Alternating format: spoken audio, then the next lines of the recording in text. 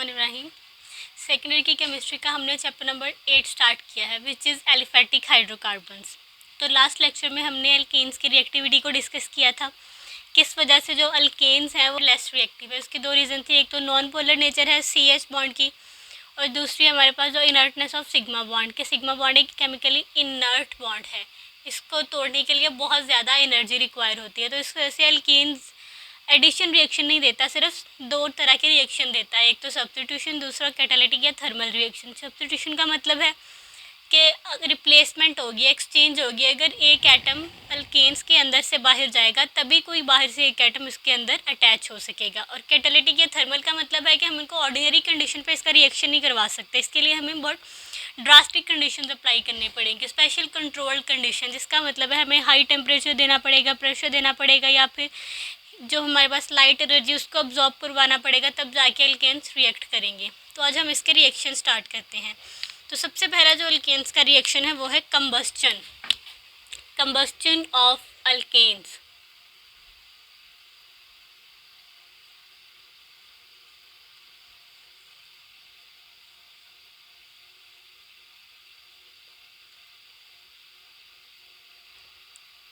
अब कंबस्चन क्या होती है?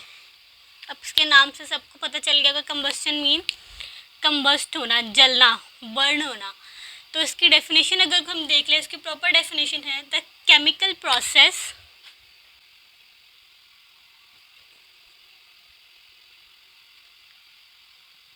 तो इसकी डेफिनेशन के अकॉर्डिंग कंबस्चन एक ऐसा प्रोसेस है जिसमें क्या होता है कि कोई भी सब्सटेंस रैपिडली रिएक्ट करता है ऑक्सीजन के साथ, और क्या देता है हमें? हीट देता है।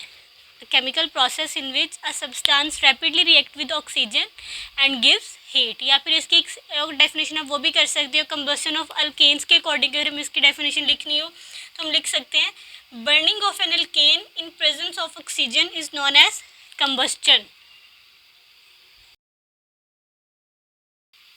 एक तो डेफिनेशन हमने ये पढ़ी कि केमिकल प्रोसेस जिसमें कोई भी सब्सटेंस रैपिडली रिएक्ट ऑक्सीजन के साथ रिएक्ट करता है और हीट प्रोवाइड करता है, हीट रिलीज करता है। अगर हम इसको अल्केन के कॉन्सेप्ट से देखें, उसकी ये डेफिनेशन है बर्निंग ऑफ एन अल्केन, के अल्केन्स की burning in the presence of oxygen is known as combustion. कि जब अल्केन ऑक्सीजन की प्रेजेंस में बर्न होती है तो इसको हम क्या बोल देते हैं? कंबस्चन। वो शील्ड कौन कौन सी देती है, कौन कौन से हमें प्रोडक्ट प्रोवाइड करेगी? जो प्रोडक्ट होंगे उसके वो होंगे कार्बन डाइऑक्साइड, वाटर। कौन से? एक तो हमारे पास प्रोडक्ट होगा carbon dioxide, CO2 plus water, और साथ में हीट। ये हीट इवॉल्व करेगा विच इज़ एक्सोथर्मिक प्रोसेस। ठीक है, एक्सोथर्मिक प्रोसेस होते हैं जो कि हीट को रिलीज़ करते हैं, energy at the end release होती है, हीट को रिलीज़ करते हैं। तो इसके प्रोडक्ट्स हो गए। अब एक यहाँ पे एक और डेफिनेशन है which is about heat of combustion, वो देख लेते हैं हमारे पास हीट ऑफ कंबस्चन क्या है।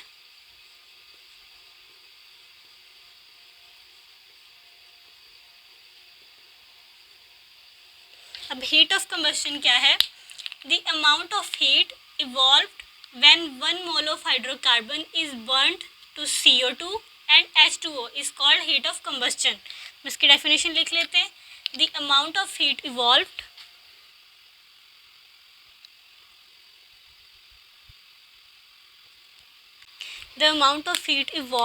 when 1 mole of hydrocarbon is burnt to give CO2 and H2O is called heat of combustion.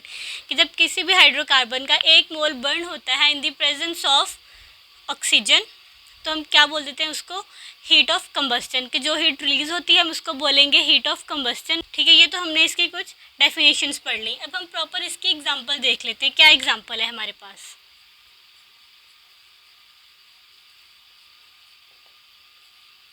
अगर इसकी एग्जांपल की बात करें तो हमने अल्केन्स कौन सी ली है? Hydrocarbon CH4 plus oxygen. Oxygen हमने ली है और फ्लेम यूज़ किया है इसको हीट देने के लिए। ठीक है, क्योंकि ये ऑर्डिनरी कंडीशंस में अल्केन्स रिएक्शन नहीं करेगा, तो इसके लिए हमने फ्लेम यूज़ किया है। जो प्रोडक्ट हमारे पास बनेगी वो होगी CO2, 1 मोल CO2 का, 2 मोल वाटर के, प्लस हीट। और हीट होगी वो कितनी होगी, 891 किलो जूल पर मोल। 891 किलो जूल पर मोल, इतनी हीट इवॉल्व होगी at the end of the reaction. इसमें क्या हुआ, अल्केन ने रिएक्ट किया ऑक्सीजन के साथ, ऑक्सीजन के प्रेजेंस में हमने उसको फ्लेम में बर्न करवाया, बर्न हुआ तो हमारे पास प्रोडक्ट एक बनी CO2 और साथ में एक H2O के 2 मोल बने। अल्केन्स के हमारे पास 1 मोल है, ऑक्सीजन के हमने 2 मोल्स यूज़ किए हैं, प्रोडक्ट हमारे पास 1 मोल कार्बन डाइऑक्साइड बन रही है, 2 मोल वाटर बन रही है। तो ये तो हो गया हमारे पास रिएक्शन। तो ये एक एक्सोथर्मिक प्रोसेस, क्योंकि ये हीट रिलीज कर रहा है, इसको हम क्या बोल देंगे, एक्सोथर्मिक प्रोसेस। अब कंबस्शन की एप्लीकेशन कहाँ कहाँ पे है। Combustion is the major reaction occurring in the internal combustion engine of automobiles, की जो गाड़ियाँ हैं उनके इंजन्स में इसकी एप्लीकेशन है। जो हम फ्यूल यूज़ करते हैं वो किससे मिलकर बनता है, हाइड्रोकार्बन से। वो हमने 7 चैप्टर में पढ़ा था, गैसोलीन फ्यूल यूज़ करते हैं वो हाइड्रोकार्बन से मिलकर बनता है। और फ्यूल्स की एफिशिएंसी हम उसके ऑक्टेन नंबर के थ्रू लगा सकते हैं। ऑक्टेन नंबर जितना ज़्यादा हाई होगा उतना ज़्यादा फ्यूल बेटर होगा और वो इंजन की एफिशिएंसी को बढ़ाएगा। तो हाइड्रोकार्बन का जो बेसिक जो एप्लीकेशन है इसकी हीट ऑफ जो कंबस्शन की है, अल्कीन जो कंबस्ट होता है वो होता है ऑटोमोबाइल इंजन्स में, गाड़ियों के इंजन्स में वो हल्के हाइड्रोकार्बन बर्न हो रहे होते हैं, ठीक है। A compressed mixture of alkanes and air burns smoothly in the internal combustion engine and increases its efficiency, कि बस स्मूथली बर्न होता है इंजन्स में और क्या करता है, इसकी एफिशिएंसी को बढ़ा देता है।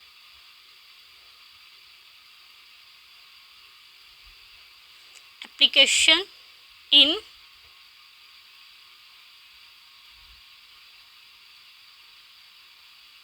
ऑटोमोबाइल इंजन्स, के ऑटोमोबाइल इंजन्स में हाइड्रोकार्बन्स बर्न हो रहे होते हैं, क्योंकि उनमें फ्यूल जो हाइड्रोकार्बन से मिलकर बनता है जिसको हम गैसोलीन फ्यूल भी बोलते हैं, जो हमने 7 चैप्टर में ऑलरेडी पढ़ा हुआ है। तो ये तो हो गया हमारा कंबस्शन ऑफ अल्कीन, कि अल्केन्स कैसे कंबस्ट होती हैं।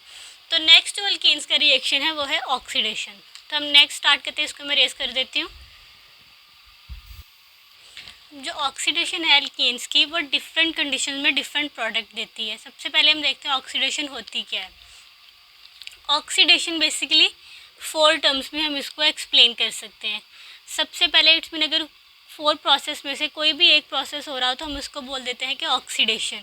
सबसे पहला प्रोसेस अगर यहाँ पे हो रहा हो एडिशन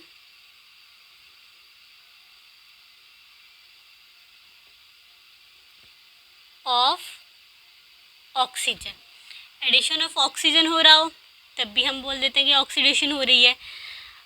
अगर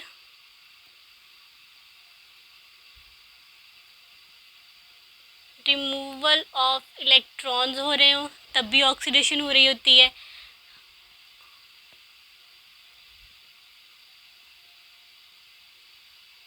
अगर रिमूवल ऑफ हाइड्रोजन हो रहे हो तब भी हम कह सकते हैं ऑक्सीडेशन हो रही है, ठीक है।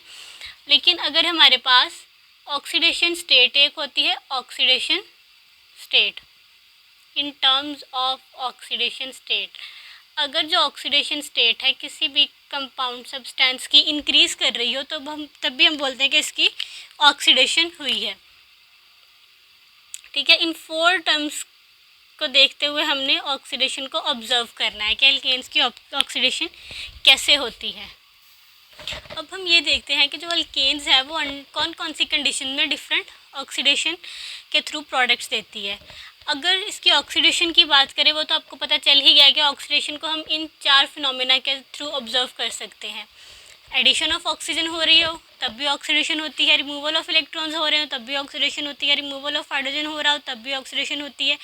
ऑक्सीडेशन स्टेट अगर इंक्रीज हो रही है, लेट्स सपोज कि अगर कोई भी मेटल है इसकी ऑक्सीडेशन स्टेट एक रिएक्शन से पहले थी 0, लेकिन रिएक्शन के बाद इसकी ऑक्सीडेशन स्टेट क्या हो गई, बढ़ के +2 हो गई। इस चेंज के थ्रू इसकी ऑक्सीडेशन स्टेट इंक्रीज हुई है, तो इसको हम बोलेंगे कि इसकी जिंक की ऑक्सीडेशन हुई है। तो ऑक्सीडेशन को तो आप इजीली समझ चुके होंगे। तो अब हम देखते हैं कि जो अल्केन्स है ऐसे कितनी तरह की 2 तरह की ऑक्सीडेशन होती है और वो डिफरेंट प्रोडक्ट देती है। सबसे पहली है इनकम्प्लीट ऑक्सीडेशन। सबसे पहली है हमारे पास incomplete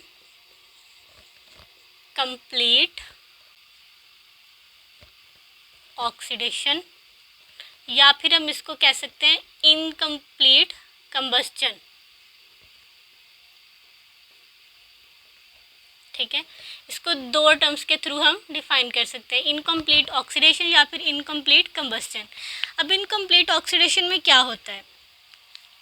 incomplete oxidation occurs in a limited supply of oxygen और एयर। के इनकम्प्लीट ऑक्सीडेशन जो है, अगर हमारे पास एयर में ऑक्सीजन की सप्लाई लिमिटेड हो तब इनकम्प्लीट ऑक्सीडेशन होती है, and result in the formation of carbon monoxide and carbon black. और कौन कौन से प्रोडक्ट देती है? कार्बन मोनोऑक्साइड और कार्बन ब्लैक। किस तरह के हमें ये प्रोडक्ट देती है? अब इसको रिएक्शन इसका थोड़ा सा लिख के देख लेते हैं। हमने मीथेन ली है, CH4 प्लस हमारे पास क्या है? ऑक्सीजन। ठीक है, इसकी इनकम्प्लीट कंबस्शन हुई इन the presence of flame. Flame के थ्रू हमने इसकी इनकम्प्लीट जो कंबस्शन करवाई। अगर तो कंप्लीट कंबस्शन होती, हमारे पास ऑक्सीजन की सप्लाई ज़्यादा होती, एक्सेस होती, तो क्या होना था? प्रोडक्ट कार्बन डाइऑक्साइड या वाटर बनना था, साथ में हीट भी इवॉल्व होनी थी। लेकिन हमारे पास अभी जो प्रोडक्ट बने हैं वो है एक कार्बन मोनोऑक्साइड, साथ में है हमारे पास एक कार्बन ब्लैक, और साथ में वाटर के 6 मोल्स बने हैं।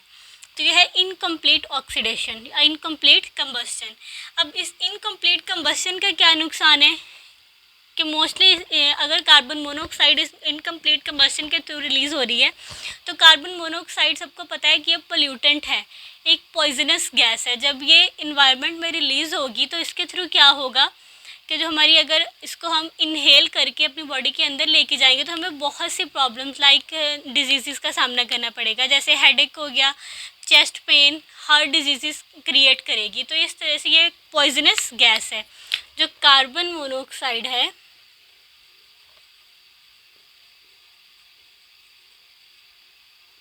मोनोऑक्साइड इज़ पॉइजनस गैस, के जहरीली गैस है। इस अगर ये गैस हमारी बॉडी में जाएगी तो हमें बहुत सी डिजीज़ फेस करना पड़ेंगी। तो ये इस इनकम्प्लीट कंबस्शन का ये नुकसान होता है हमारे पास, अगर लिमिटेड सप्लाई ऑफ ऑक्सीजन हो। अब एक दूसरी तरह की ऑक्सीडेशन देती है, वो उसको हम बोल देते हैं कैटालिटिक ऑक्सीडेशन, के डिफरेंट ऑक्सीडेशन अल्कीन्स करेगी और डिफरेंट ही प्रोडक्ट हमें देगी। दूसरी क्या कौन सी होगी? Catalytic oxidation. अब कैटालिटिक ऑक्सीडेशन के नाम से आपको पता चल रहा होगा कि इसमें हम कैटालिस्ट यूज़ करेंगे। कैटालिस्ट क्या होता है? एक ऐसा सब्सटेंस होता है जो कि रिएक्शन को स्पीड अप करने में हेल्प करता है विदाउट टेकिंग पार्ट। ठीक है, कि वो रिएक्शन में पार्टिसिपेट नहीं कर रहा होता है, एट दी एंड हमें वही कैटालिस्ट एज इट इज़ मिल जाता है, वो जस्ट रिएक्शन को स्पीड अप करता है। ठीक है, लेट्स सपोज अगर सिंपल इसकी एग्जांपल हम देखें तो रोड जितने भी बने हुए हैं वो एज ए कैटालिस्ट काम करते हैं, कि वो अपनी जगह पे स्टिल हैं, एक से दूसरी जगह मूव नहीं करते, लेकिन हमें हेल्प आउट करते हैं एक जगह से दूसरी जगह जाने के लिए। तो हम इसका रिएक्शन देख लेते हैं। जो लोअर अल्कीन्स हैं, लोअर अल्कीन्स कौन सी हैं? जिसमें मीथेन है, इथेन है, प्रोपेन और ब्यूटेन। जो लोअर अल्कीन्स हैं वो क्या करती हैं? When burnt in the presence of metallic catalyst, lower alkenes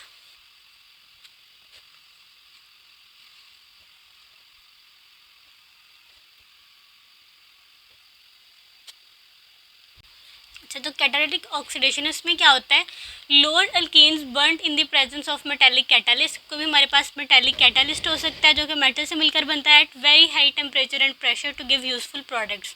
कि इसमें लोअर अल्कीन्स कौन कौन सी मैंने आपको बताया क्या? जिसमें कार्बन 1 से लेकर कार्बन 4 तक कार्बन के एटम्स प्रेजेंट हो। इसमें मीथेन, इथेन, प्रोपेन, ब्यूटेन, जिसको हम लोअर अल्कीन्स कहते हैं, वो ये कैटालिटिक ऑक्सीडेशन देती हैं। ठीक है, अब हम इसका रिएक्शन देख लेते हैं कैसे ये परफॉर्म होता है। तो यहाँ से रेस कर देती हूँ, फिर हम इसका रिएक्शन देखेंगे।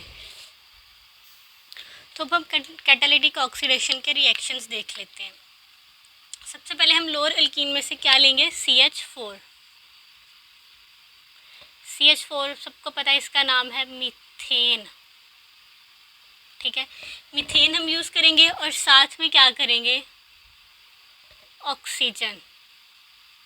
ठीक है, ये एटॉमिक ऑक्सीजन है, इसको हम नेसेंट ऑक्सीजन भी बोलते हैं। इट्स मीन ये फ्रेश ऑक्सीजन है, इसको हम इसलिए यूज़ करेंगे, बहुत ज़्यादा रिएक्टिव होती है, क्योंकि अल्केन्स को तो ऑलरेडी हमें ऐसे चाहिए जो ज़्यादा रिएक्टिव हो, ताकि क्योंकि अल्केन लेस रिएक्टिव है, ताकि इसकी रिएक्टिविटी भी थोड़ी सी इम्प्रूव हो जाए। तो इसको हम नेसेंट एटॉमिक ऑक्सीजन यूज़ की है।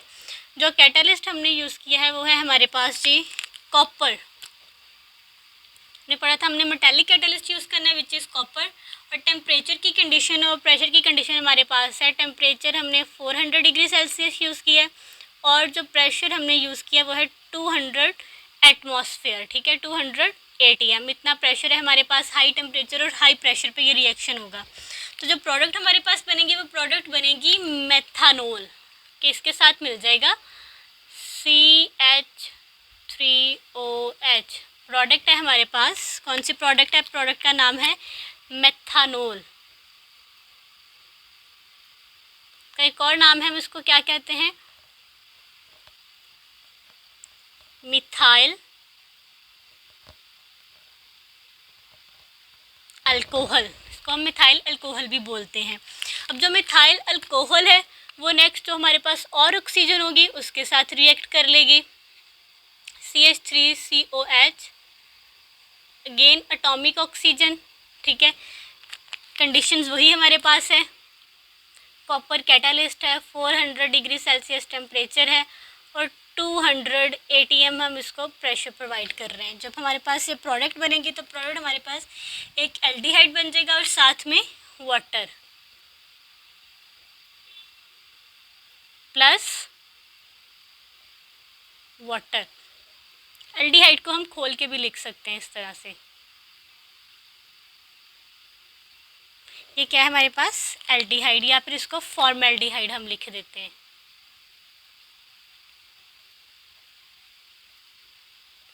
ये एक एल्डिहाइड जो हमारे पास फंक्शनल ग्रुप है, ये हमने फंक्शनल ग्रुप के टॉपिक्स में पढ़ चुके हैं। अगर किसी ने वो लेक्चर नहीं देखा तो मैं आई बटन में इसका लिंक दे दूँगी, आप इसका प्रॉपर फंक्शन सभी फंक्शनल ग्रुप्स के बारे में इंफॉर्मेशन वहाँ पे जाके ले सकते हैं। तो नेक्स्ट जो हमारे पास प्रोडक्ट बनी है फॉर्मेल्डिहाइड विच इज़ HCHO। उसको जब एक और एटॉमिक ऑक्सीजन मिलेगी रिएक्शन करने के लिए तो क्या होगा? हमारे पास जो प्रोडक्ट बनेगा वो प्रोडक्ट बनेगा फॉर्मिक एसिड। ठीक है, HCOOH, या फिर इसको हम लिख सकते हैं HC_O और इधर है हमारे पास OH। इसको हम इस फॉर्म में भी लिख सकते हैं। क्या नाम है प्रोडक्ट हमारे पास? Formic acid. कंडीशंस वही, कॉपर, टेम्परेचर और प्रेशर। अब जो फॉर्मिक एसिड बना है, फॉर्मिक एसिड क्या करेगा? फॉर्मिक एसिड भी फर्दर रिएक्ट कर जाएगा। क्यों रिएक्ट करे? क्योंकि हमने जो ऑक्सीजन यूज़ की है वो है नेसेंट ऑक्सीजन, एटॉमिक ऑक्सीजन। ये बहुत ज़्यादा रिएक्टिव होती है कि जो प्रोडक्ट बन रहा है वो भी उनको अगर सप्लाई मिल रही है ऑक्सीजन की तो वो उसके साथ रिएक्ट करके नेक्स्ट प्रोडक्ट बना रहे हैं। जो फॉर्मिक एसिड है वो भी रिएक्ट करेगा और हमें कौन सी प्रोडक्ट दे देगा जी? कार्बन डाइऑक्साइड और वाटर। प्रोडक्ट हमारे पास बनेगी CO2 प्लस वाटर। यहाँ पे हम फिर से कंडीशंस लिख देते हैं।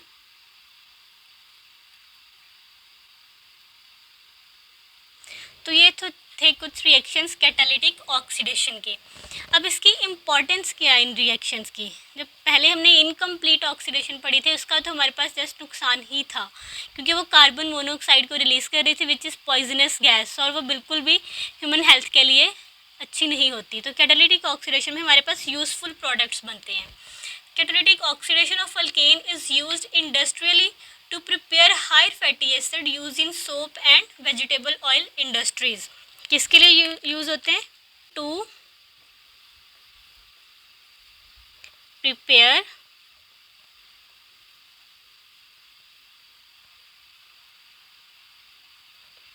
Higher fatty acids. और फैटी एसिड्स किस में यूज़ होते हैं? Used in soaps and oil industries. किस में? वेजिटेबल ऑयल इंडस्ट्रीज़ में।